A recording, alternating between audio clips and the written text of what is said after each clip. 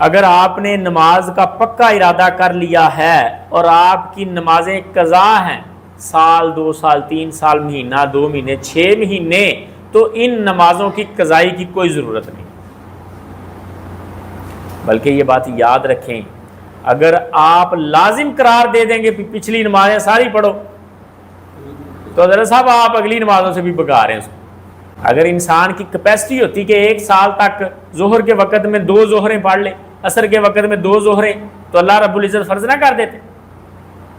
Capacity ہے ہی نہیں، اللہ زیادہ جانتا ہے انسان کی کیپیسٹی کو، بگائیں نہ لوگوں کو۔ پرانی جو نمازیں رہ گئی ہیں ان کا صرف استغفار کریں، معافی مانگیں، ابھی جو آپ کی ریسنٹلی نمازیں ہیں ان کو پڑھیں، یا 1 دن کی 2 دن کی رہ گئی شروع کرنے کے بعد ان کی قضائی دیں۔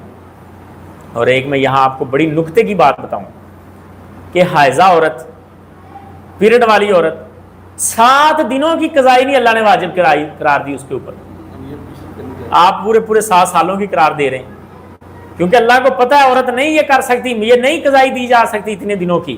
روزوں کی دے دیا، روزوں کو لازم قرار دے دیا اس کی قضائی کو، نماز کی نہیں قضائی لازم قرار دی گئی، اسی وجہ سے کہ آپ کے پاس کیپیسٹی نہیں۔ تو اس لیے پرانی نمازوں کا استغفار کریں، نئی نمازیں اب شروع کریں، اللہ تعالیٰ قبول فرمائے۔